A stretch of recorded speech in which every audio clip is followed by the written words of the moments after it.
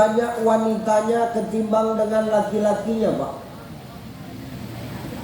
Satu laki-laki berbanding dengan 60 perempuan. Itu tandanya. Tapi malam ini tanda-tanda kiamat di Oku ini udah tak nampak lagi. Sejauh. Karena yang hadir malam ini lebih banyak lagi ayah-ayahnya daripada mak-maknya.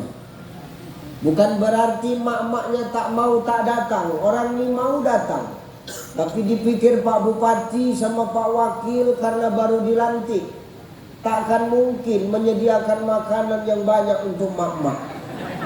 Kalau mak-mak ini ngeri, Pak. Satu, dia makan di tempat. Kedua, pulang dia harus bungkus. Nah, ini masalahnya. Menyediakan yang dibungkus dilen payah ini kan.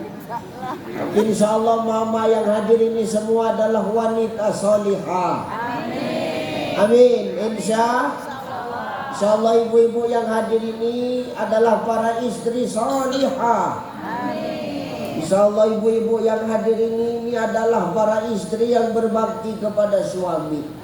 Amin. Suami siapa? Suami sendiri. Jangan seneng dulu, Pak. Suami orang pun judulnya suami. Banyak orang zaman sekarang, maaf, taatnya bukan sama suami sendiri, tapi sama suami orang. Betul? Di sana, di tempatku, di sini nggak ada. Ini orang sana. Cuman orang sana itu banyak berkawan sama orang sini. Ini masalahnya. Hari ini hati-hati ya Bunda ya.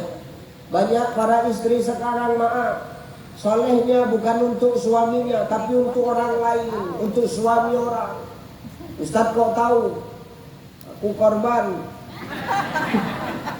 Nggak, maksud saya bukan biniku itu aneh-aneh, tidak. Korban curhat para suami. Banyak para suami yang curhat, Ustadz macam mana Ustadz? Berat jadi suami ini Ustadz. Aduh, entahlah Ustadz. Awak pergi kerja, istri aku dikerjai orang juga Ustadz. Kemana? Auzubillah macam begitu. Maka hari ini kau harus sadar Bunda, baik buruknya suatu wilayah, baik buruknya suatu daerah, baik buruknya suatu negeri itu tergantung kepada wanitanya. An-nisa'u imadul bilad. Wanita itu tiangnya negara. Jadi kalau mau negeri Oku ini baik, maka perempuannya harus menjadi wanita-wanita yang salihah. Amin. Amin. Insya sehat, Pak. Sehat, Pak. Alhamdulillah. Ini adalah para pejabat-pejabat soleh. Kenapa Ustaz bilang ini pejabat soleh? Orang sibuk malam hari ini tidur, istirahat. Sibuk jalan-jalan. Kenapa? Besok weekend, besok liburan, betul? Tapi malam ini bapak-bapak pejabat ini berkumpul, ikut terawih, ikut buka, ikut tausiah. Ini artinya orang-orang soleh yang hadir. Tak karena soleh, tak karena dia absen, tak tahulah. Kalau dari gaya duduknya nampaknya karena dia absen ini kan. Ini hati-hati kita. Makanya sehat kita bukan hanya sekedar jasmani saja Bapak Ibu, tapi sehatnya kita juga sampai kepada sehatnya ruhani. Bagaimana jasmani kita mau sehat kalau ruhani kita tidak sehat? Maka kata Imam Al-Ghazali, 3 hari saja ruhani kita tak diberi makan, maka ruhani kita, hati kita akan menjadi orang-orang yang keras. Siapa orang-orang yang keras itu Ustaz? Orang yang tak mau menerima kebaikan, orang yang tak mau menerima nasihat, maka jadilah dia orang yang sombong. Orang yang tak mau mendengar nasihat, sombong dia, nggak open dia. Ustaz ceramah, dia main handphone, itu sombong itu. Nggak apa-apa, lanjut aja. Nggak keruan Bapak.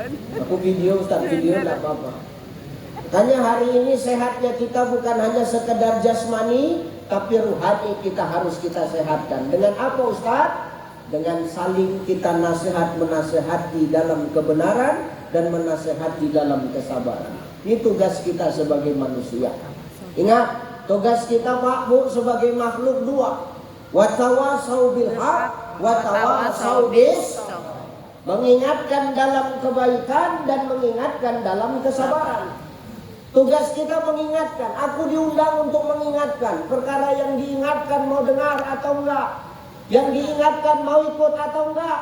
Yang diingatkan mau open atau tidak. Bukan urusanku. Yang penting sudah kulaksanakan tugasku. Jelas kau? Hari ini tugas kita cuma mengingatkan. Ini makhluk Pak. Makhluk sama makhluk mengingatkan. Jangan kita jadi makhluk ngambil tugasnya yang menciptakan makhluk. Nah ini keblinger namanya Pak. Ini terlewat batas. Kadang suka kita sama kita saling menilai. Nggak cocok Bang. Pak Bupati menilai Pak Wakil nggak cocok. Pak Wakil menilai Pak Bupati nggak cocok. Pak PJ dulu menilai Pak Bupati nggak cocok. Pak Kapolres menilai Pak Kajari dan lain sebagainya nggak cocok. Saya menilai Bapak Ibu nggak pantas. Kenapa? Makhluk sama makhluk nggak pantas saling menilai.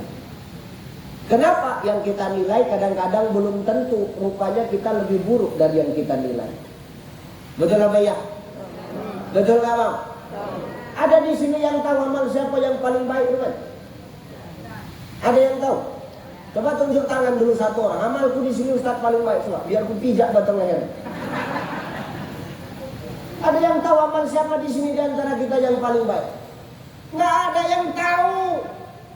Ustaz Ucaini amalnya paling baik. Oh belum tentu. Dia ngomong Pak maaf belum tentu lebih baik daripada yang dengar. Bisa jadi yang dengar kan jauh lebih parah kan gitu. Nggak ada yang tahu Bang. Ya benar. Makanya tugas manusia jangan sok saling nilai lah. Manusia kalau sudah menilai satu sama lain jadinya berantem Bang. Gak pantas. Maka akan timbul pepatah gajah di pelupuk mata nggak nampak, semut di seberang lautan jelas nampak. Aib dia nggak sadar. Aib orang tahu aja. Orang sana, yang pindah kemarin. Maka hidup nggak usah saling menilai. Tugas kita saling mengingatkan. Yang punya berhak, yang punya wewenang saling menilai itu bukan makhluk, tapi yang maha menciptakan makhluk. Betul. Makanya kata Nabi SAW apa? Innallaha la yanzuru ila suwarikum wa amwalikum, walakin yanzuru ila qulubikum wa a'malikum. Allah nggak nengok rupamu, Bu. Oh, Allah nggak nengok wajahmu, Pak. Allah nggak nengok wajahmu, Pak. Kalau maaf, wajah yang jadi prioritas Allah memasukkan hambanya ke surga, beratlah orang itu ini masuk surga.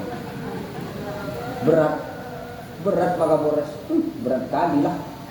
Apalagi yang duduk-duduk di pinggir-pinggir tuh, berat kali ya. Ya benar Bu. Kalau masuk surga karena tampan, karena ganteng, ku pastikan yang di flyer ini tak ada yang masuk surga.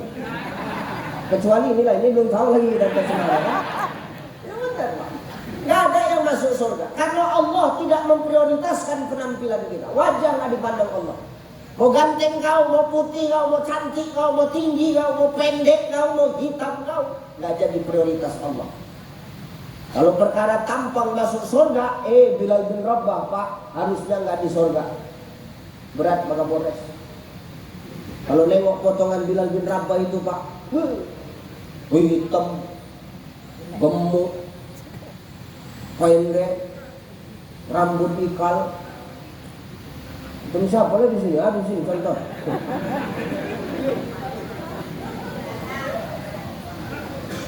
Kalau nengok potongannya, ini orang mah nggak masuk surga. Kenapa? Buddha Pak, hamba sahaya, tukang suruh, tukang diperintah Bang, Buddha. Tapi maaf, Bilal bin Rabah masih hidup, sendalnya, tarompanya, sepatunya sudah terdengar di surga. Masya Allah. Betul? Allah Akbar. Betul nggak? Pak Kapolres, Sepatu bapak udah terdengar di surga. Beratlah. Dan tanda. Ustaz kok tahu dari gaya duduk ya tak yakin aku. Ya benar Pak. Pak Bupati sama Pak Wakil, sepatu bapak yang waktu pelantikan kemarin udah ada di surga. Apalagi bapak yang baru berapa hari jadi wakil, berat Pak. Berat lah. Loh, Ustaz kok berani Ustaz loh? Habis dilantik harus siap dilantak bos. Ya benar ya. Habis dilantik harus siap dilantak. Kalau nggak siap dilantak nggak usah jadi pemimpin.